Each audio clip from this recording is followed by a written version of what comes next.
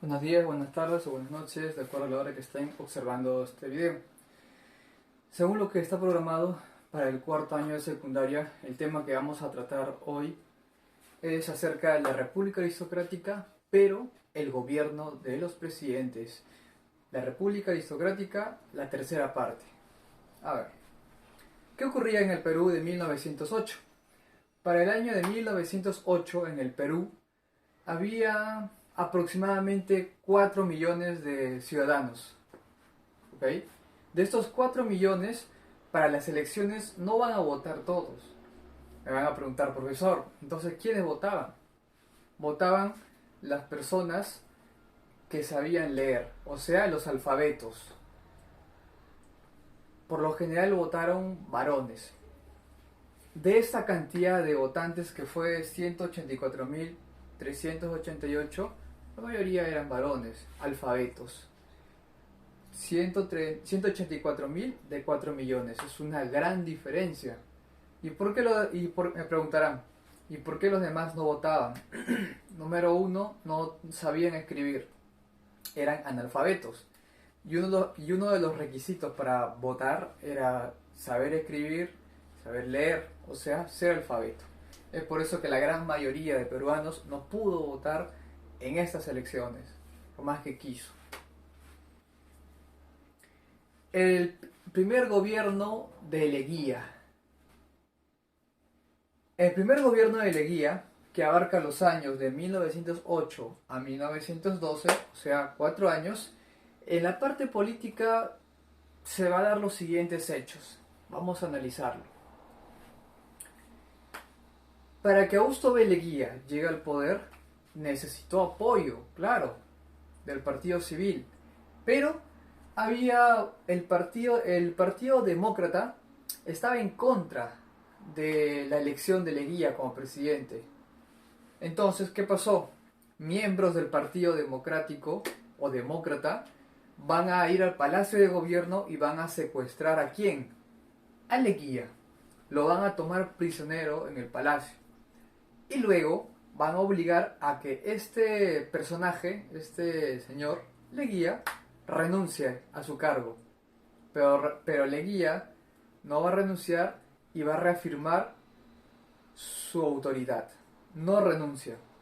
A esta acción de no renunciar se le va a llamar el Día del Carácter. Día del Carácter. Claro, Leguía tuvo mucho carácter para no caer ante el juego, para no caer ante la amenaza de los demócratas que querían que deje el poder, que se vaya. Pero Leguía hasta el último no aceptó. O sea, sacó carácter. Día del Carácter. Respecto a las obras que realizó Leguía, tenemos la promulgación de la Ley de Accidentes de Trabajo. ¿Qué cosa es la Ley de Accidentes de Trabajo, profesor? En pocas palabras, la Ley de Accidentes de Trabajo estaban dando un marco legal para que en caso, por ejemplo, un obrero se accidentaba en la empresa, ¿quién corría con los gastos? La empresa. Otro caso, si un obrero, por ejemplo, eh, fallecía en la empresa, ¿quién corría con los gastos? El empresario, la empresa. Esta ley de accidentes de trabajo fue muy importante porque va a proteger la integridad del trabajador. En caso de algún accidente o la muerte del trabajador, va a estar amparado. ¿Y quién va a amparar esta ley? O sea, el Estado va a hacer cumplir, sí o sí, si en caso ocurre un accidente o una muerte de un trabajador. El trabajador ya estaba protegido. En 1910 va a fallecer Jorge Chávez cuando estaba volando los Alpes. Su avión se estrelló y falleció. En 1911 se descubre Machu Picchu, aunque Machu Picchu se descubre poco antes, solo que a nivel académico ante el mundo fue en 1911. ¿Ok? En 1911, la Universidad de Yale, donde queda Yale, Estados Unidos, envió una expedición de arqueólogos para que investiguen este lugar. Van a llegar, van a hacer el levantamiento, van a limpiar toda la zona y se van a dar cuenta que Machu Picchu es una construcción como una especie de centro adoratorio, ¿ok? Y se encuentra en el Cusco. Se descubre Machu Picchu por la Universidad de Yale. ¿Qué más ocurre? Las huelgas. ¿Qué es una huelga, profesor? Una huelga es un reclamo de un grupo de trabajadores. ¿Por qué? Porque posiblemente ocurre una irregularidad o no se respetan los derechos de los trabajadores a nivel laboral. Es por eso que se genera una huelga. ¿Qué pasó en este caso? La huelga se va a dar en el sector textil, o sea, los que fabrican telas en general. Esta huelga de los operarios textiles va a ser la primera gran huelga a nivel nacional. Una de las huelgas de trabajadores más grandes que ha habido, la primera. En 1912 también se va a dar otra huelga. ¿En dónde? En Casa Grande. Pero en este caso era una huelga de trabajadores que se enfocaban en lo que es el azúcar, ¿ok? En los trabajadores del azúcar. ¿Qué pasó en Casa Grande? ¿Por qué se da una huelga? Seguro, profesor, no le pagaban bien a los trabajadores, los explotaban. Muy aparte de esto, esta huelga ocurría en Casablanca en 1912, se da porque comienzan a traer trabajadores de origen alemán, ¿ok? Los alemanes llegan a Casa Grande para trabajar también. Es ahí donde los trabajadores nacionales, los peruanos, van a reclamar cómo es posible que traigan a un extranjero habiendo tantos peruanos. Y por ese motivo de traer extranjeros alemanes, van a hacer una huelga. O sea, no van a trabajar. Una huelga es el cese de las actividades. Si yo estaba, por ejemplo, cosechando o talando, cortando o produciendo, dejo de hacer eso y me paro en un lugar y comienzo a reclamar, a pedir, a exigir. Eso es una huelga. Los trabajadores de Casablanca no querían trabajar, entraron en huelga porque habían traído trabajadores alemanes a Casa Grande y eso no lo permitía. En la parte externa, ¿qué ocurrió en el gobierno de Leguía? Hubieron 3, 4, 5 incidentes que pudo acabar en una guerra y que en algún caso sí hubo un conflicto armado, pero se llegó a un punto en común. Lo que respecta a Chile, recuerden los gobiernos anteriores. Con Chile sigue habiendo el problema de la chilenización. ¿Qué es eso? ¿Qué es la chilenización? La chilenización podemos entenderlo como la marginación, discriminación, racismo de los chilenos, del gobierno de Chile, con los peruanos que vivían en ¿dónde? En Arica y en Tacna. O sea, era un hostigamiento por parte del gobierno chileno hacia los peruanos que vivían en estas dos regiones que estaban en controversia. ¿Ok? Todavía existía controversia en estas regiones. Es por eso que los chilenos molestaban, hostigaban, trataban de, como se dice, hacerle la vida de cuadritos. ¿A quiénes? A los peruanos que vivían en Arica, en Tacna. Arica y Tacna. Este problema de la chilenización seguía en el gobierno de Leguía. Otro problema más, se da el incidente de la corona. Incidente de la corona, profesor. ¿Qué cosa será el incidente de la corona?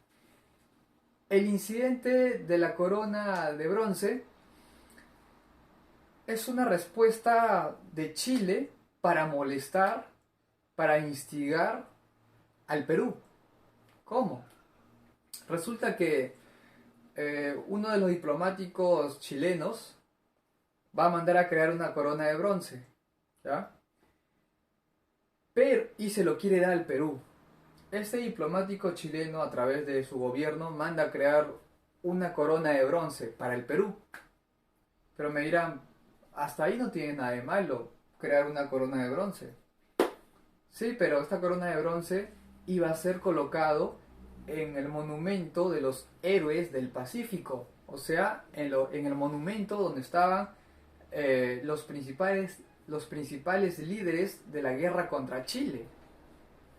Sobre la cabeza de los líderes peruanos iba a ser colocada esa corona de bronce. Y esa corona de bronce significa humillación, sometimiento. Era una burla que Chile quería hacer con el Perú al regalarnos una corona de bronce y que le pongamos en el monumento de los héroes del Pacífico.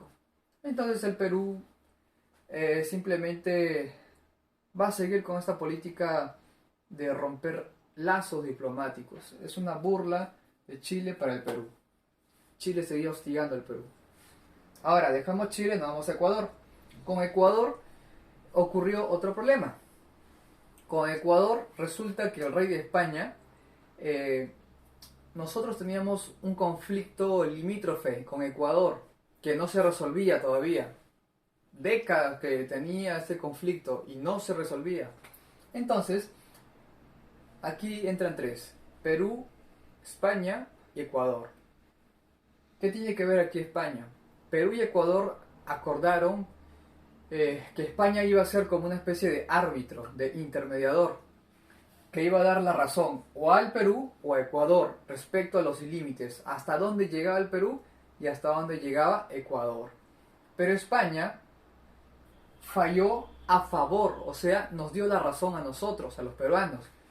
Ecuador se quedó, como se dice, con esa cólera, con las ganas de haber recibido el fallo a su favor.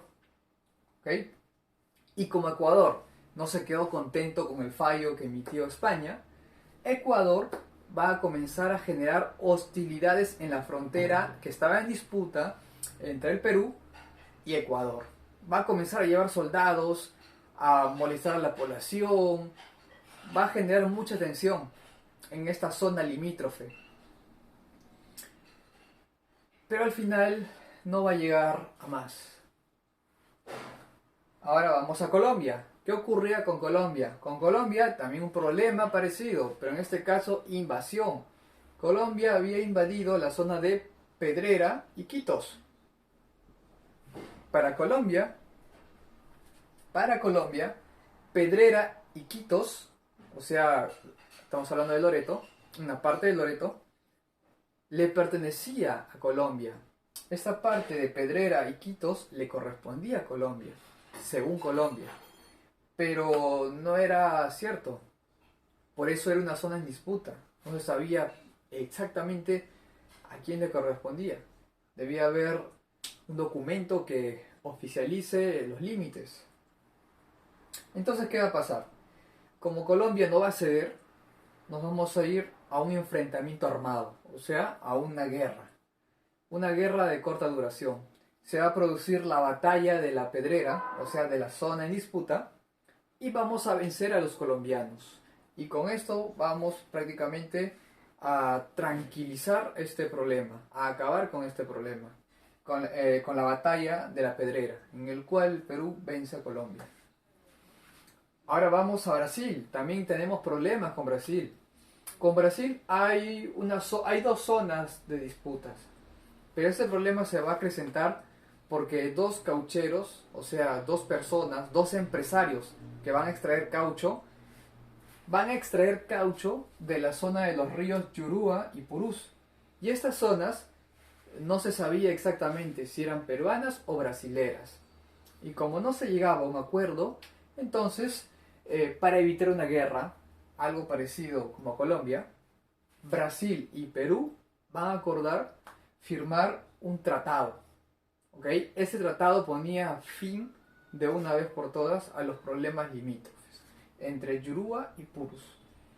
Y como resultado se firma el Tratado Velar de Río Branco en 1909.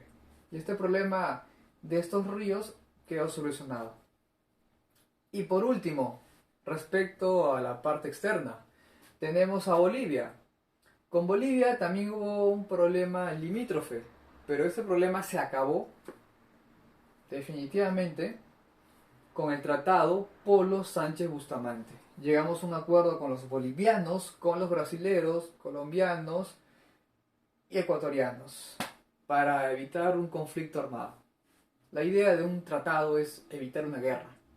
Y cuando ya se da la guerra también, para seguir con esta guerra se tiene que firmar un tratado de paz, un tratado donde se demarcan los límites.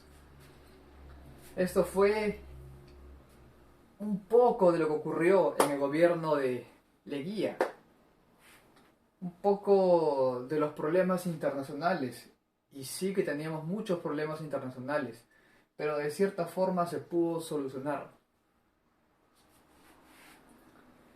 Siguiente presidente, tenemos al gobierno de Billinghurst. Billinghurst fue presidente solo por 2 años.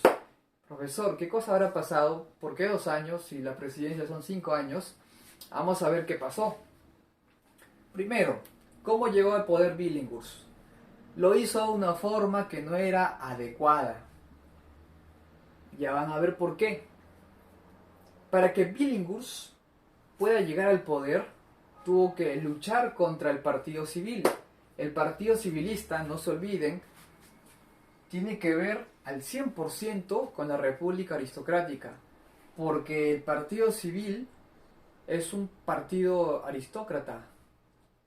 El partido civil prácticamente ha postulado durante todos los gobiernos, donde iba a haber cambio de presidente, siempre estaba ahí, prácticamente en casi todas las elecciones, desde que se funda la República Aristocrática hasta que la República Aristocrática acaba, el partido civil siempre ha estado enviando a sus candidatos a la presidencia para ganar, para tener hegemonía en el Perú, para tener influencia en el Perú.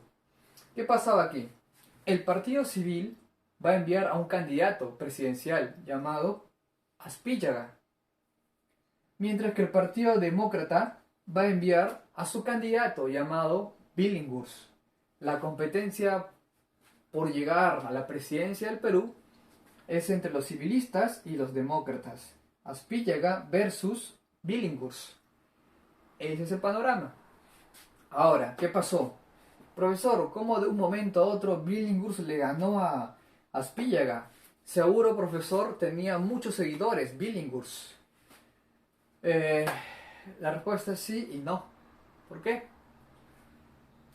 Billinghurst llega al poder de forma, se puede decir, dictatorial. ¿Por qué?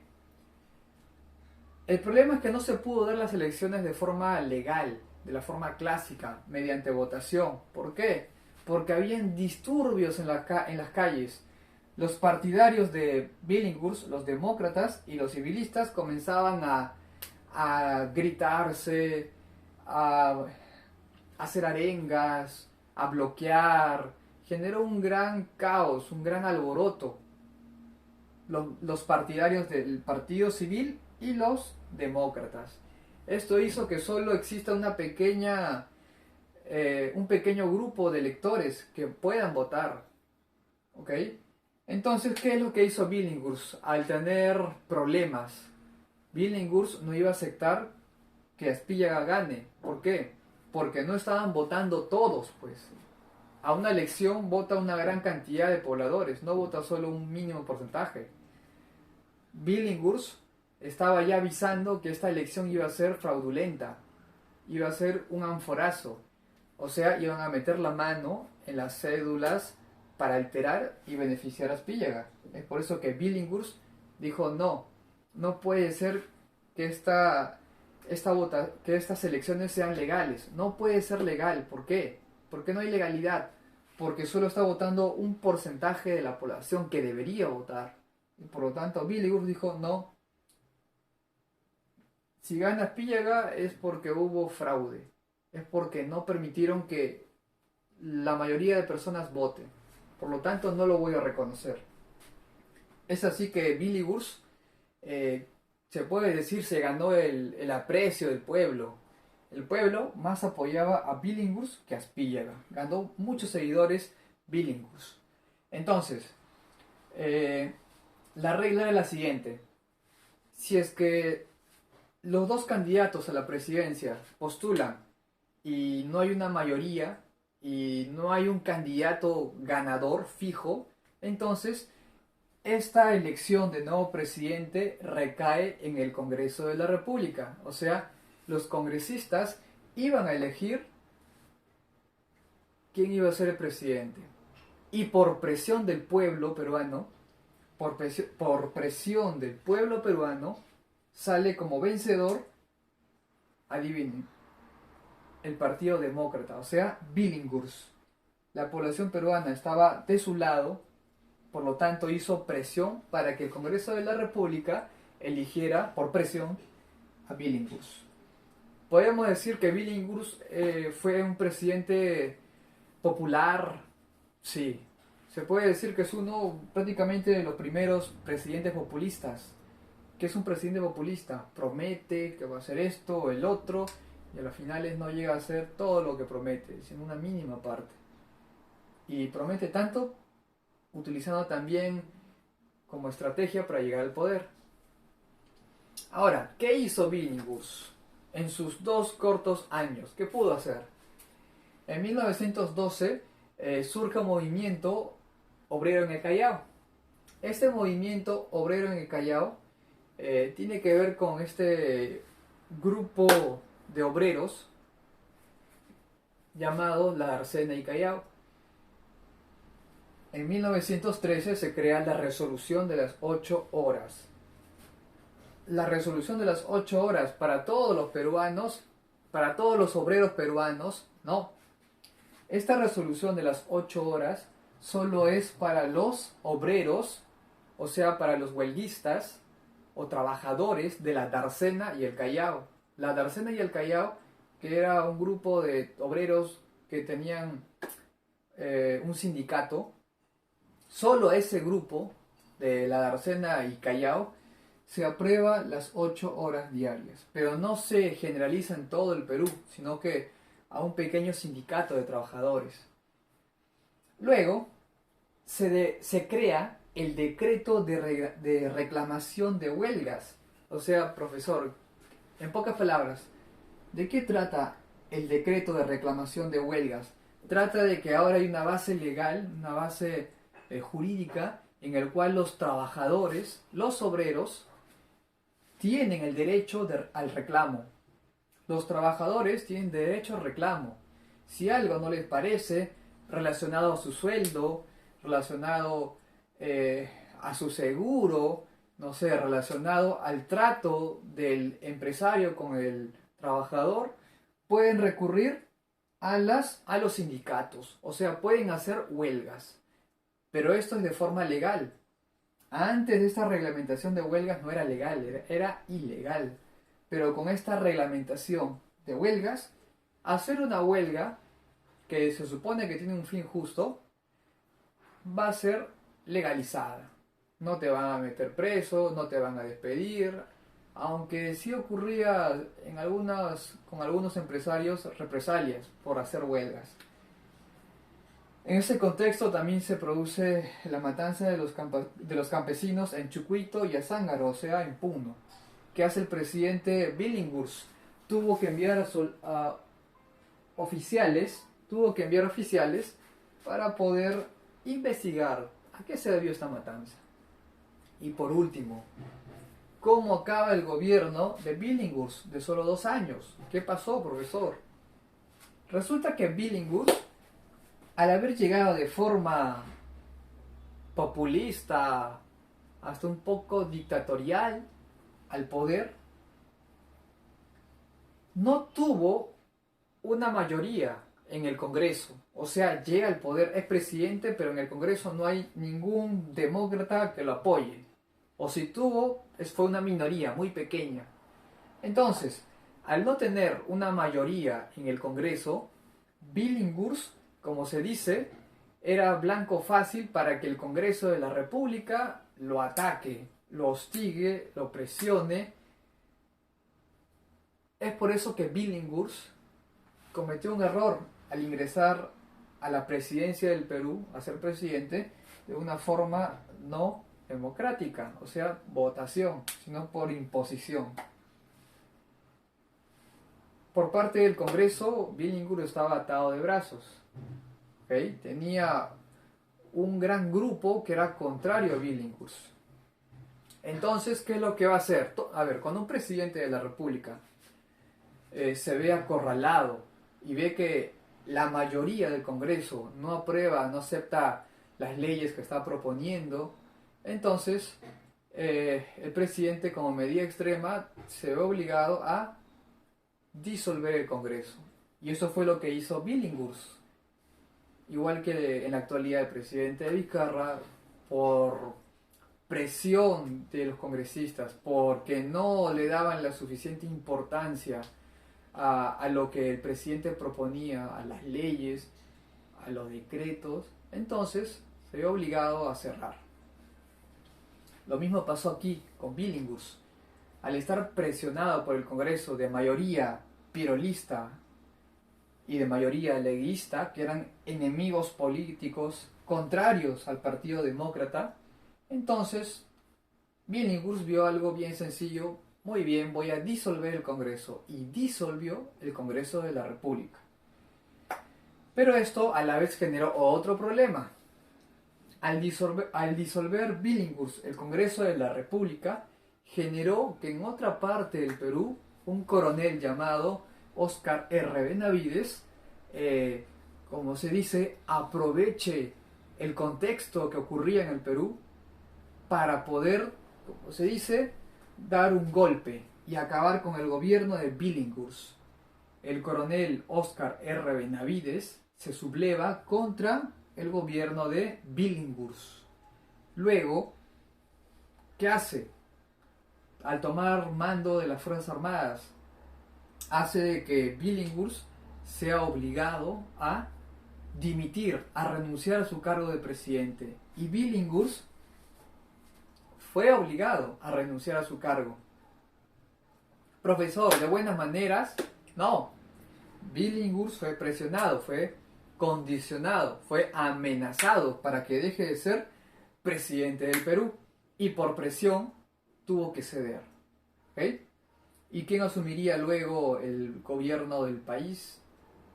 Este general Óscar R. Benavides. Pero ahí no queda todo. Billinghurst fue depuesto, ¿ok? Fue depuesto de la presidencia del Perú. Lo sacaron. Pero ahí no quedaría todo. No es que ya está bien, tú renuncias a ser presidente y no te va a pasar nada. No. Óscar R. Benavides va a hacer que a Billinghurst lo extraditen, o sea, lo lleven a otro lugar. ¿A dónde, profesor? ¿A dónde lo van a enviar a Billinghurst? Lo van a enviar a Iquique. ¿Dónde queda Iquique? En Chile. A Billinghurst, una vez que renuncia al cargo de presidente del Perú, lo van a enviar ¿a dónde? Lo van a exiliar a Iquique, en Chile. Y unos meses después va a fallecer en Iquique, Chile. Ahí quedó la historia de Billinghurst. Lo que podemos ver en esta clase, en este recuento, en esta explicación, es los aciertos y desaciertos de los presidentes. Se le puede decir cierta buena intención de los presidentes, pero también en algunos casos la falta de diplomacia o llegar al poder de la forma no correcta, o sea, no democrática, a las finales cobra, a las finales uno lo paga.